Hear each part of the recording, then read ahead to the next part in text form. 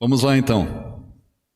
Então o tema, nós estamos finalizando o livro de Deuteronômio, 52ª Paraxá, com o nome Vayeler, e ele vai, e um tema bem interessante, que faz bastante, é muito sugestivo essa temática aqui, a mitzvah de Raquel, em razão do período que a gente está passando. Então se encaixa perfeitamente, nada é por acaso, né? E também nós vamos ter essa paraxá, ela nos dá uma clareza sobre o sentido do livro de Deuteronômio, né? É como alguns rabinos comentam, como é a parte romântica de todos os livros da Torá, é a parte romântica. Na verdade, é como se fosse um outro livro, o 5º livro, é como se fosse um livro, é o resumo de toda a Torá. É como se você pegasse um livro, você lesse ele inteiro, e no finalzinho tivesse um resumo. Alguém comentando sobre todo o livro, mas de uma forma romântica. Essa forma romântica, para quem já entendeu onde eu quero chegar, o romântico tem a ver com amoroso, né? É algo carinhoso, algo amoroso. Então alguém já entendeu onde eu quero chegar. Qual o significado de Deuteronômio. Então o tema de hoje é a mitzvah de Raquel. Então Deuteronômio, Oséias, Miqueias, Romanos. Além de outras passagens também. Um breve resumo. As últimas disposições, a Torá deve ser lida ao povo de 7 em 7 anos, que é justamente a mitzvah de Raquel. O item 2 é a mitzvah de Raquel. A futura rebeldia de Israel, o 3. 4, o livro da lei posto ao lado da arca. E o cântico de Moisés. Então, essa temática aqui é, digamos, a reta final de toda a mensagem da Torá. Então, começa dizendo Deuteronômio 31, e foi Moisés e falou essas palavras a todo o Israel. Quais palavras que ele falou?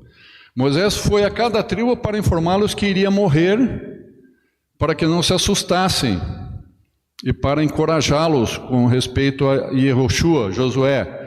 Então, esta é a razão da passagem que se segue imediatamente, comentário de Ibn Ezra, quando ele diz assim, Ibn Ezra, você dividirá entre eles. Então, é um tempo que Moisés, ele não continua.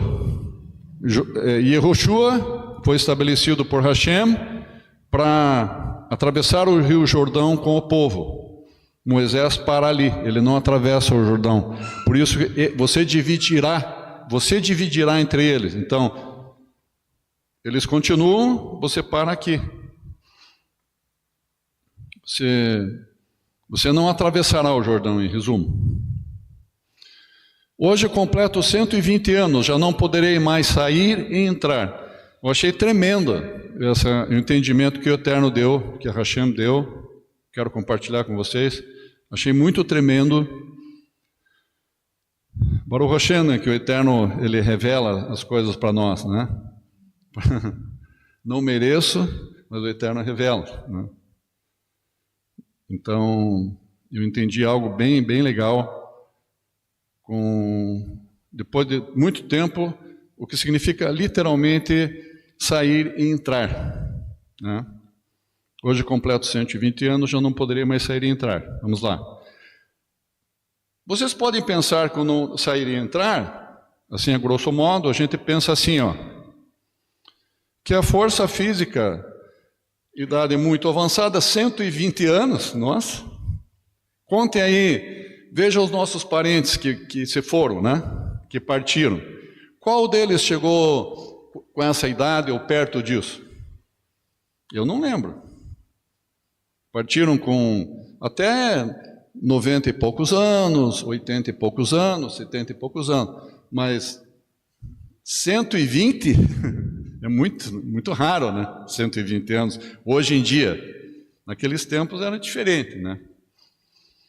Mas, se uma pessoa hoje em dia que está com, digamos, 90 anos, ela raramente você vai encontrar uma pessoa muito lúcida e muito bem de saúde. Ela sempre tem 1000 coisinhas lá de saúde, 1000 probleminhas de saúde, né? Medicação e tal. É mais ou menos assim. Só que a Torá é muito clara, já repeti muitas vezes para vocês, a Torá é muito franca. Então, o que diz a Torá referente a essa questão? Como Moshe era um servo de Hashem, mas não era qualquer servo, um servo muito privilegiado, né? Então, o que diz a Escritura? Em Deuteronômio 34, 7, diz assim: os seus olhos estavam como os nossos olhos. Eu estou me considerando jovem. Graças a Deus enxergo bem, né? Então, ele não tinha nenhum problema na vista e não usava óculos. Eu uso óculos. Ele não. E não tinha nenhum problema na vista. Ele tinha que ter olhos de águia para toda aquela multidão olhar para um e ver que um está com problema, o outro tal, né?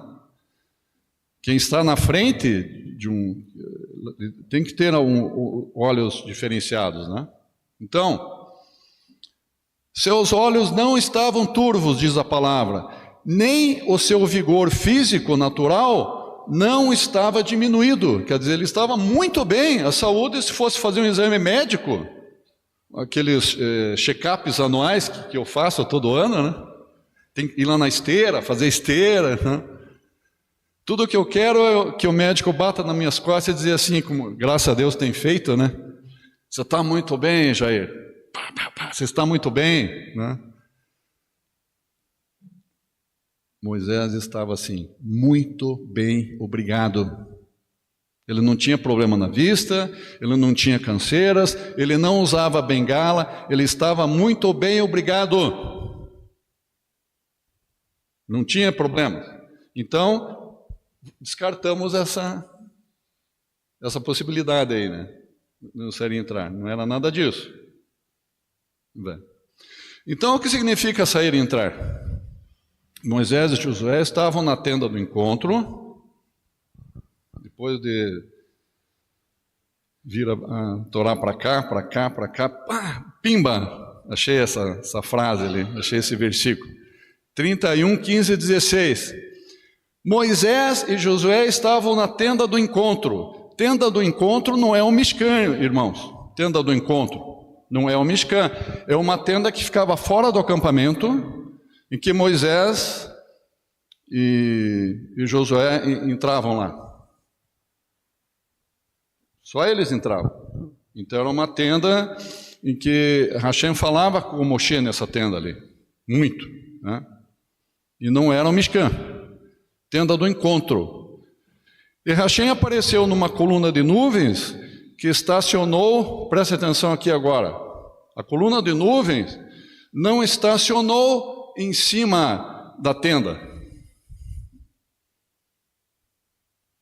Talvez em parte sim, mas ela não estacionou no meio, digamos, se a tenda é o tamanho aqui desse local, ele não estacionou aqui, ó, no meio da tenda.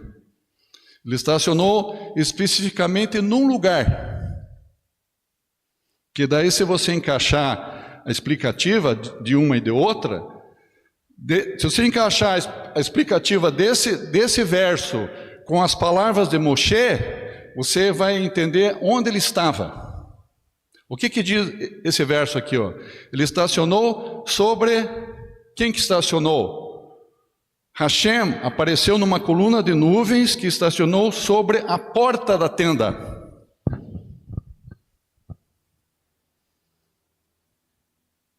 O que diz Moshe? O que ele disse?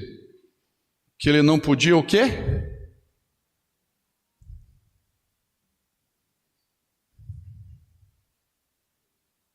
O que ele disse?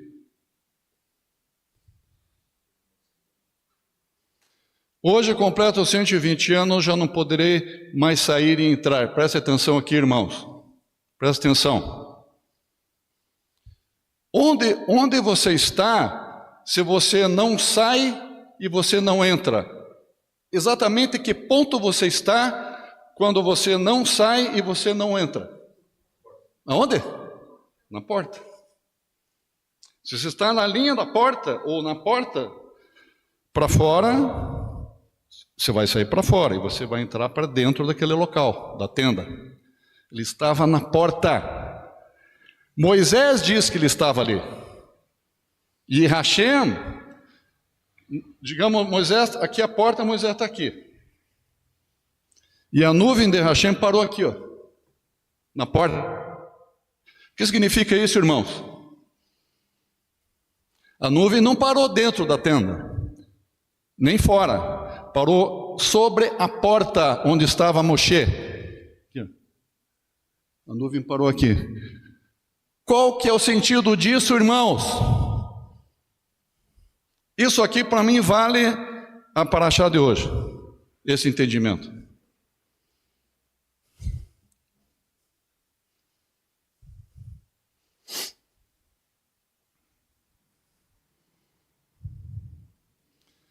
Pode-se pensar que a sua força física terminou, já falamos sobre isso.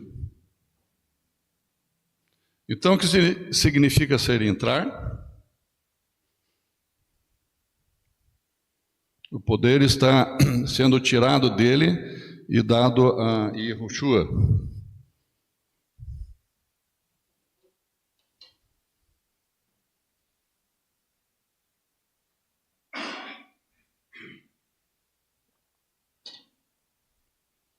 O que estava acontecendo ali nesse momento? Quando ele completa 120 anos. O que a Torá explica sobre isso aí? Que ele... Não posso mais assumir a liderança na questão da Torá. Isso nos ensina que as tradições e as fontes de sabedoria foram interrompidas por Hashem. Isso aqui também tem um outro entendimento, né, que eu achei muitíssimo interessante, que eu vou compartilhar com vocês. Mas vamos voltar lá para a porta aqui.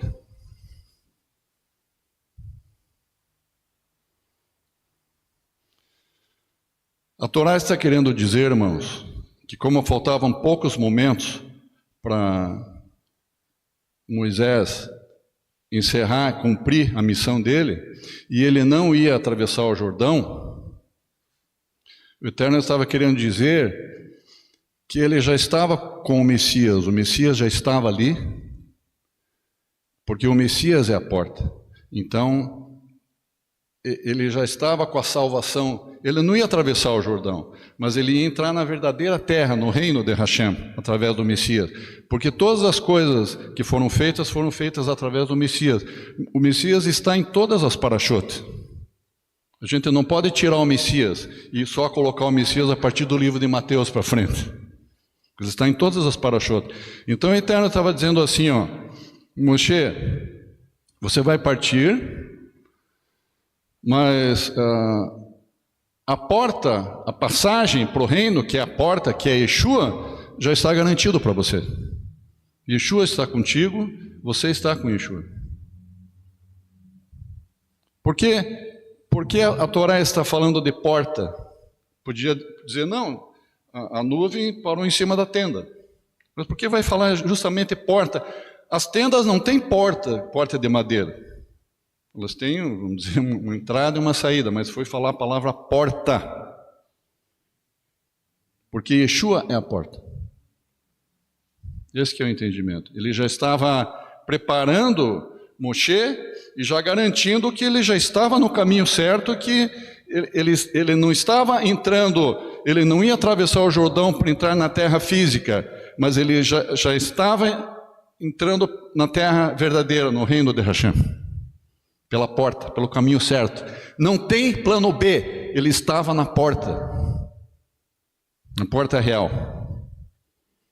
E também o outro sentido aqui, que eu não posso mais assumir a liderança na questão da Torá, isso nos ensina que as tradições e as fontes de sabedoria foram interrompidas por Hashem. É a mesma coisa digamos, que o Eterno estabelecer, digamos, Rabino Shulam, por exemplo, Yosef Shulam, né? Não sei quanto tempo mais ele vai viver, ele pode viver mais 5 anos, 10 anos, a gente não sabe, né? Mas vai ter um tempo que vai cessar a missão dele. Mas, quem sabe, o Eterno cesse a missão, digamos, fisicamente falando, com a morte dele, né? Mas digamos que o Eterno resolva, não, a tua missão aqui vai terminar semana que vem. O Eterno que tem o controle de todas as coisas. E quando a gente invade essa linha, pelo braço, isso que Moisés entendeu também. Ele entendeu que, deixa eu ver que está no outro slide. E o Eterno me disse, não passarás esse Jordão. Hashem me disse para não ir, Deuteronômio 31:3, e Yeshua, ele passará diante de ti como falou Hashem. Então, ele entendeu assim, Moisés, ele entendeu que os dias dele estavam próximos, mas ele não sabia exatamente qual seria esse dia. Mas como ele tinha no coração dele um sonho muito forte, da mesma forma, da mesma intensidade talvez, que Abraão queria ter o filho da promessa, né? Vamos fazer um nível de comparação, podemos usar esse nível de comparação, ele almejava isso muito, era uma coisa muito forte para ele entrar na terra de Canaã, Moisés, né? Com o povo. Mas ele foi humilde o suficiente, quero dizer, para entender essa mensagem do Eterno. E ele não tentou forçar a barra, ele entendeu. Eu resumi assim, se eu for, estarei contra a vontade de Hashem e nada me dará certo. Então a capacidade não é nossa. Eu não estou aqui como servo de Hashem nessa casa de oração, na Sarel, por plano meu. Eu tinha outros planos na minha vida. Eu não planejei desde pequenininho estar aqui. O Eterno uma hora me chamou, me levou lá embaixo de uma árvore e falou algumas coisas para mim bem fortes, né? E foram acontecendo as coisas dali para frente. Foi muito difícil, né? Para você realmente cair ficha, entender que as coisas são do Eterno, mas eu tive 2 alternativas: acreditar no chamado do Eterno, ou fugir e tentar ir pelo meu braço. Com outros sonhos que eu tinha, né? Outras metas que eu tinha, com certeza não ia me dar bem. Com certeza não ia me dar bem. Eu ia me frustrar aqui, eu ia me frustrar ali, eu ia ter problemas acolá, ia ter problemas ali. Então as coisas, elas funcionam e as coisas vão acontecendo e vão criando corpo se você diz amém, se você diz amém para a vontade de Hashem, isso eu quero dizer. Vamos lá. Ao fim de cada 7 anos, no primeiro ano da remissão Shemitah, na festa de Sukkot, aqui já entra a visão da mitzvah de Raquel. Quando todo Israel vier a comparecer diante de Hashem, no lugar que escolher, lerás esta lei diante de todo Israel aos seus ouvidos. O momento conhecido por mitzvah de Raquel, que é uma assembleia, uma reunião em que se busca o Irat Hashem. Então, isso é muito sugestivo, a gente estar falando dessa mitzvah de Raquel. Por quê? Qual que era o objetivo dessa assembleia que acontecia a cada 7 anos na terra de Canaã, especificamente em Jerusalém, no templo? Por que era importante isso, né? E qual que era o objetivo disso? buscar o temor de Hashem. Quais os dias que nós estamos vivendo hoje? Não são chamados Yamim, Noraim e Atzeret e Mei Teshuvah? Dias temíveis, dias de temor. Dias de temor com temor de Hashem é a mesma coisa. Então, vem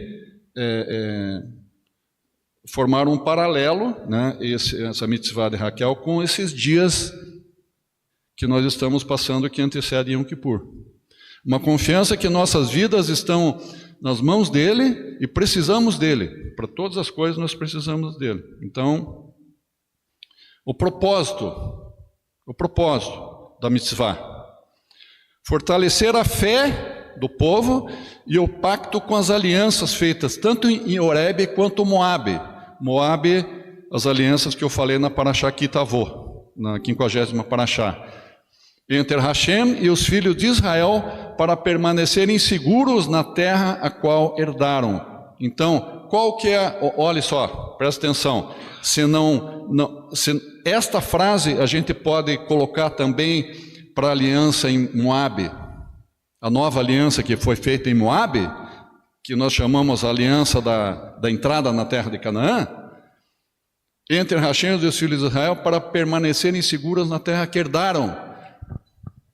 Quando na Parashá Kitavô, que nós falamos da aliança, da nova aliança, aqueles itens que deixa eu ver onde é que estão, se eles falam aqui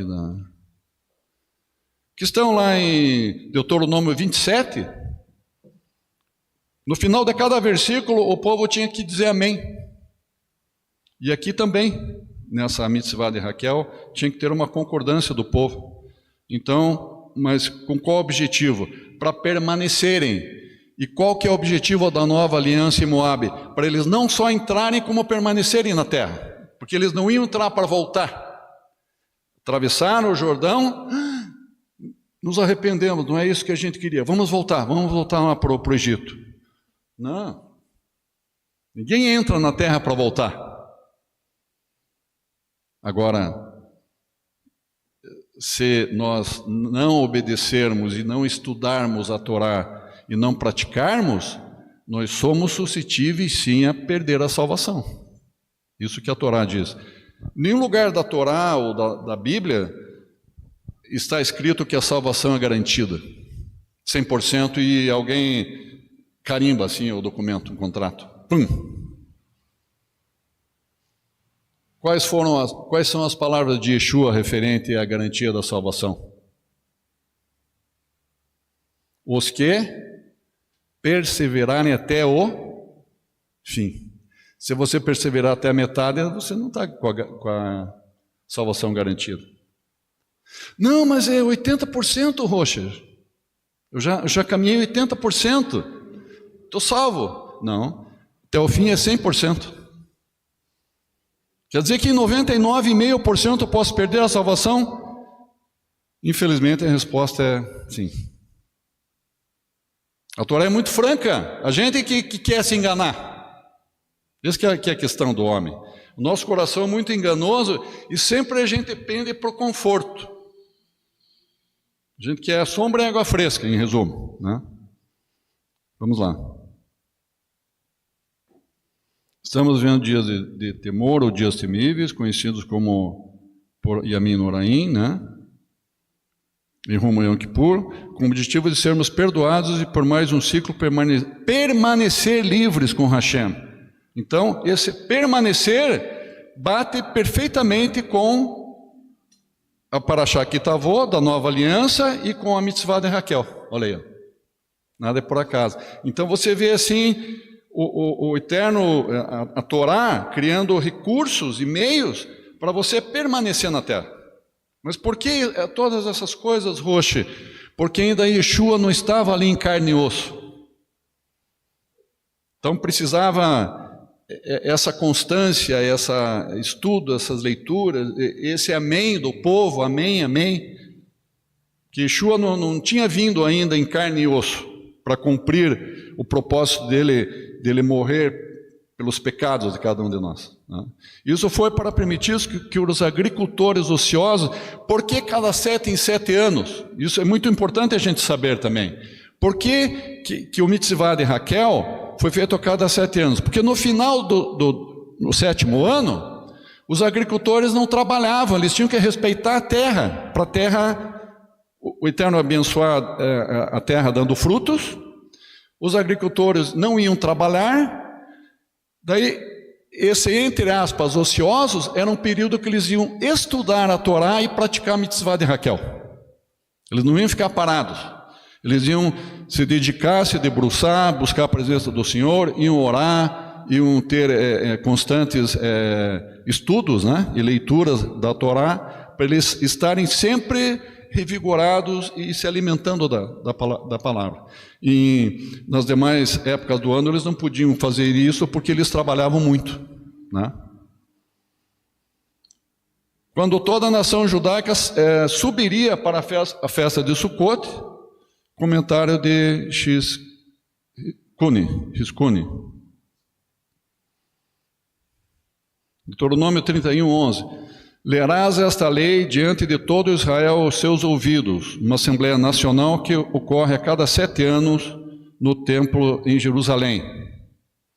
O mandamento de ler a Torá cabia ao rei de Israel.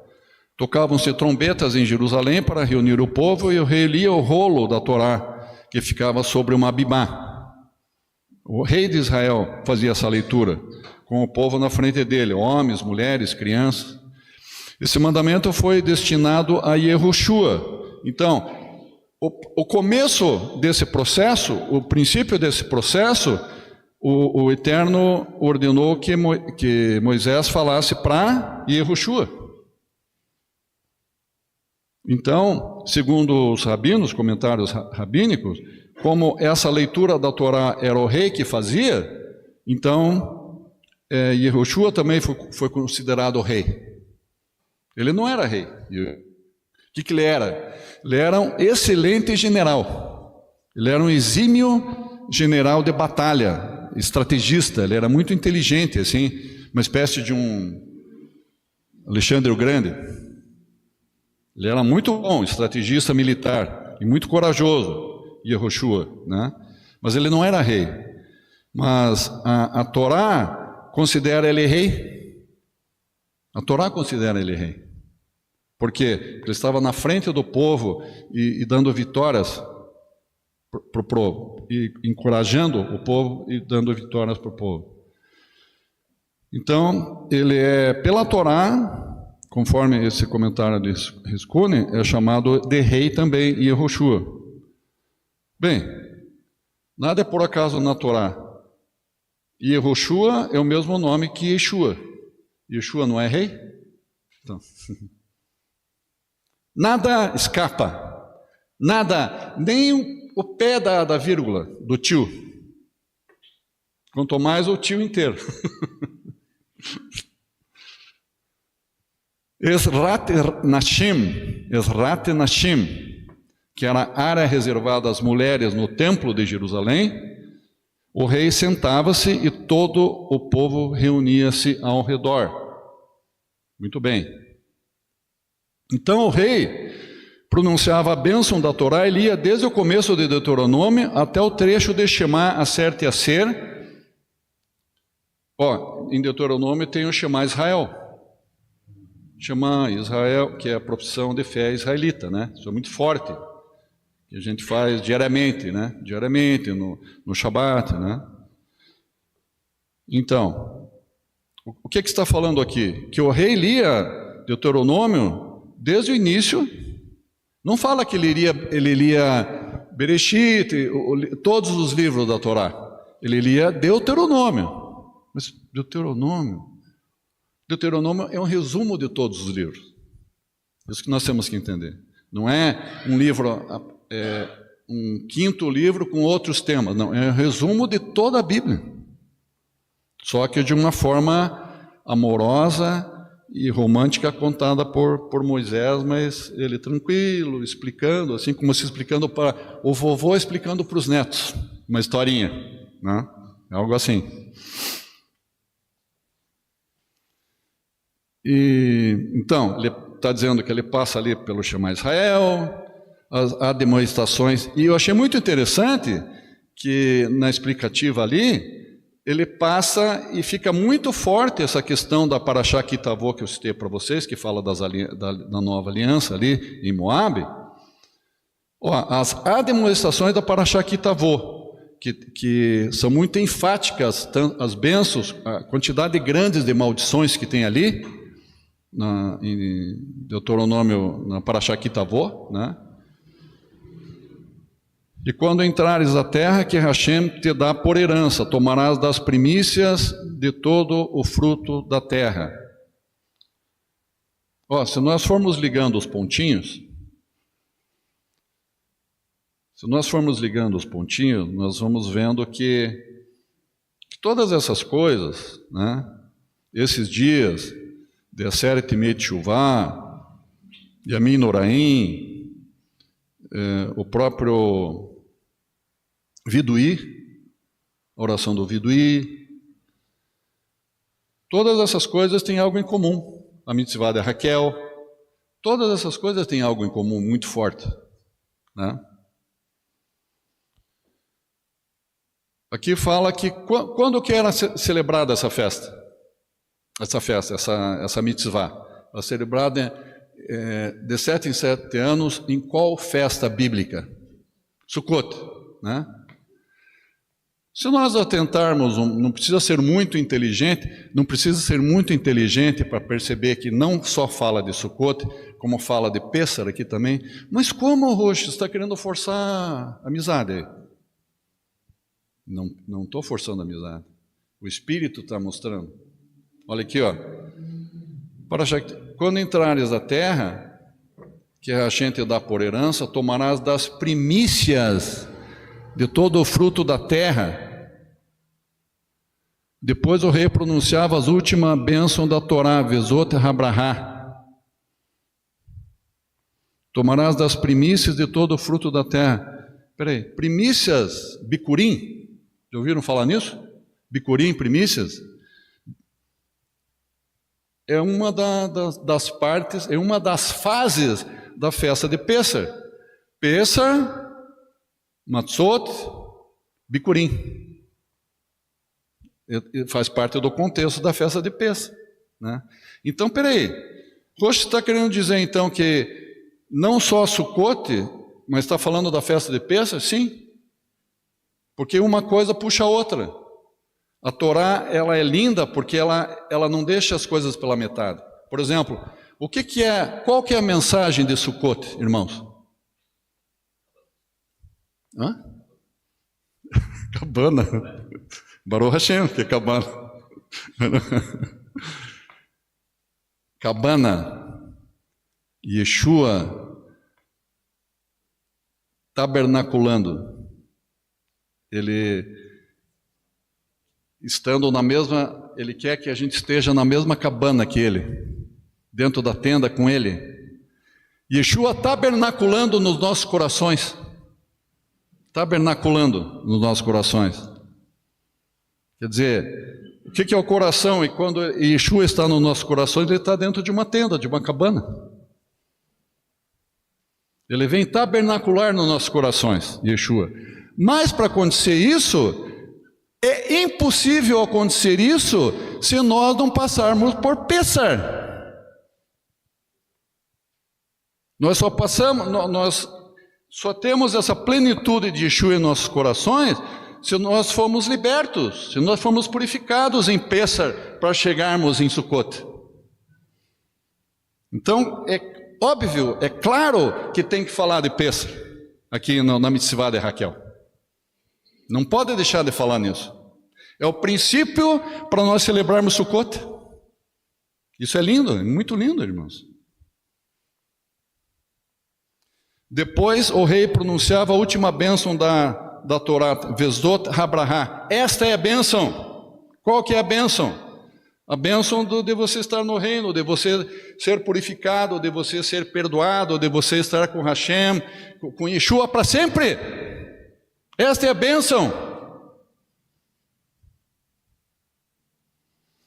Nessa cerimônia, o rei representava o Estado e a leitura da Torá significava a submissão de todo o povo, pois diziam amém na mitzvah de Raquel, da mesma forma que em todos aqueles versículos de Deuteronômio 27, da nova aliança em Moabe, cada verso o povo tinha que dizer amém. Sim, nós concordamos e nós não vamos fazer o lado mal, nós queremos a bênção e não vamos fazer o lado mal, nós não vamos. Para entrar na terra e permanecer, eles tinham que dizer amém para aquilo ali. E na mitzvah de Raquel a mesma coisa, depois que o rei lia Deuteronômio, eles tinham que dizer amém.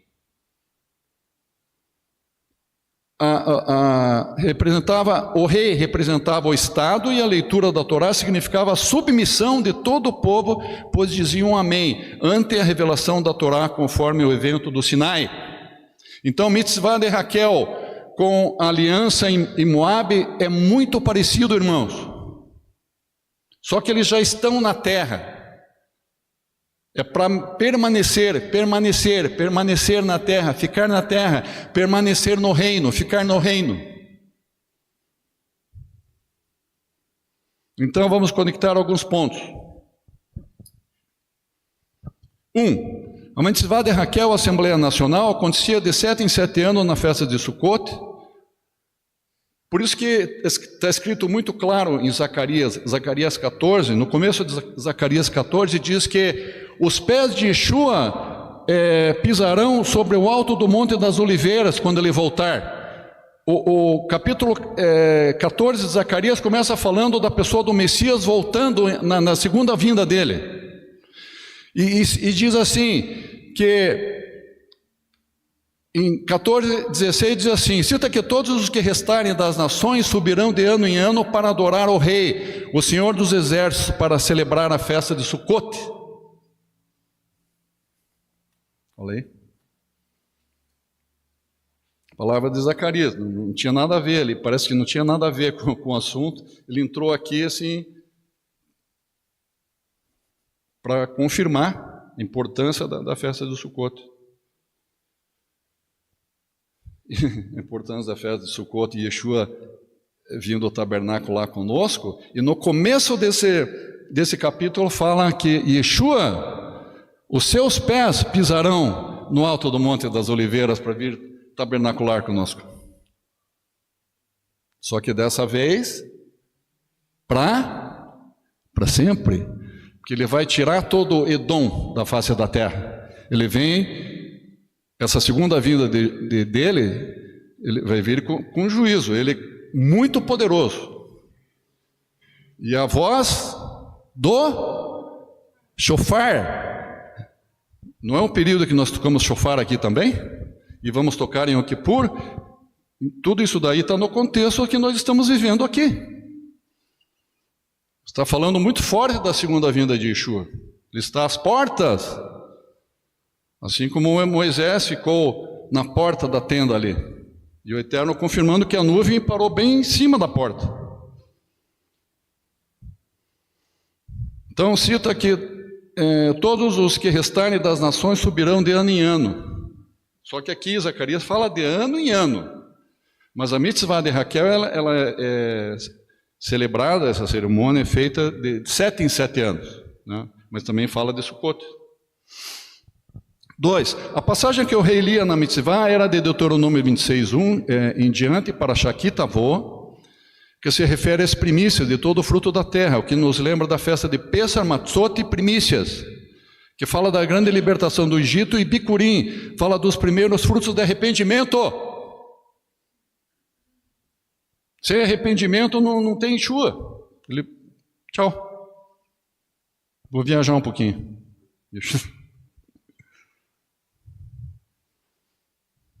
3. Também Deuteronômio 26 é para Shakitavô, em que acontece uma nova aliança feita em Moabe, além da aliança em Horebe. Deuteronômio 28:69. No final de cada verso eu já falei isso para vocês, né? Todo o povo diz amém. E também na mitzvah de Raquel, todo o povo diz amém também.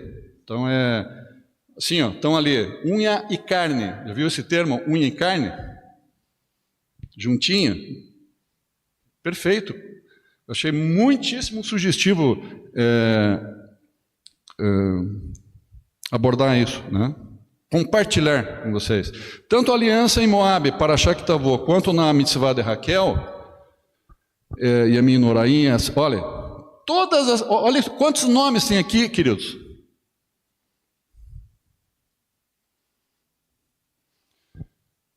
Aliança em Moabe, para Shactavô, sem falar da aliança em Horebe, aliança em Moabe, mitzvah de Raquel, Yamin Noraim, Aseret Yemei Teshuvah, Yom HaTeruah, Viduí. Yom HaTeruah também o dia e o shofar. O shofar está aqui também em todo esse contexto. Viduí. O que é Viduí? Se não é confissão de pecados, arrependimento, Teshuvah. Yom Kippur. Tudo isso é necessário o quê? O Irat Hashem.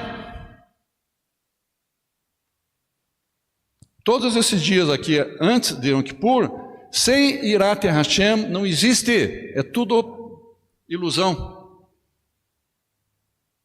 Respeito, o que é Irat Hashem? Respeito, zelo, dependência, submissão. É o temor, né? O temor verdadeiro, assim, que você se dobra, você se sente como pó fino da balança.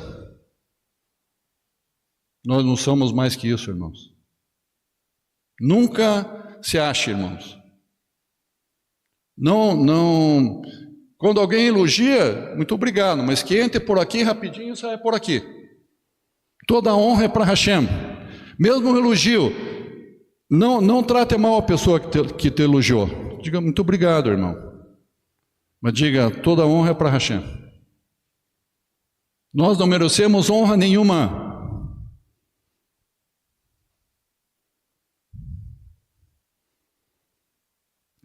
Só há um real Irat Hashem em Yeshua, com Teshuvah e confissão. Não tem plano B.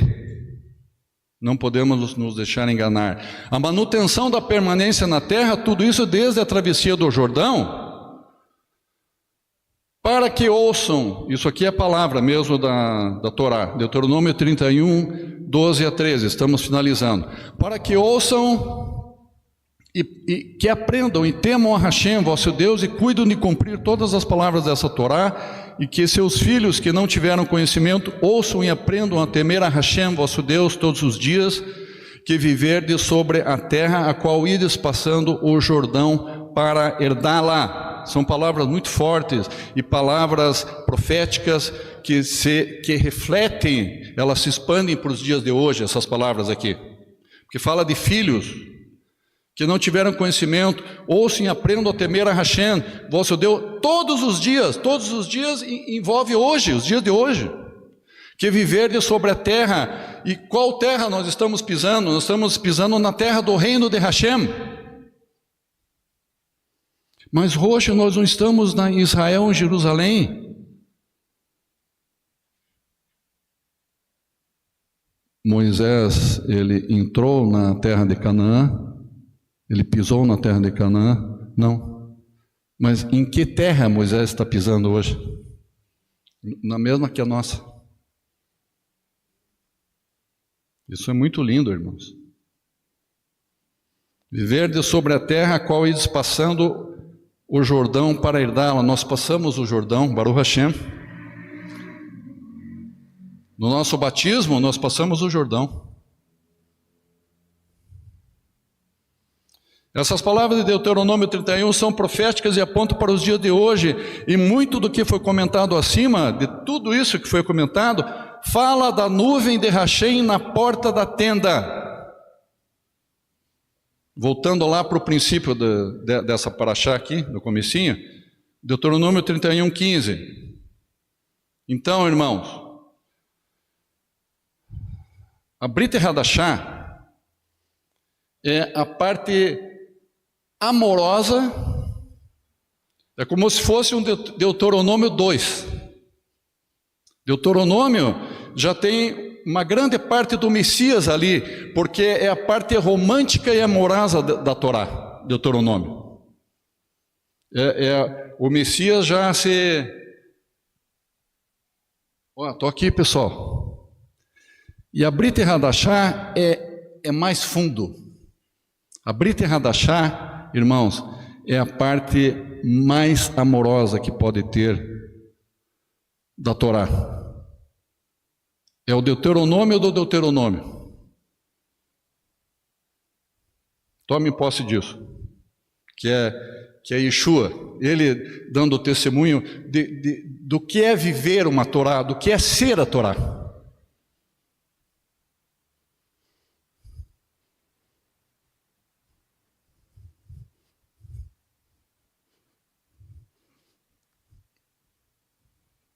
Toda honra e glória por eterno. Nós não merecemos isso.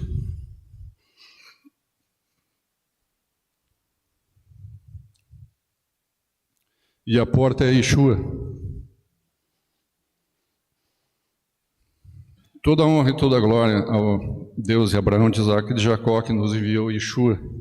Porque todas as coisas foram criadas por intermédio dele. Baruch Hashem. Baruch Hashem.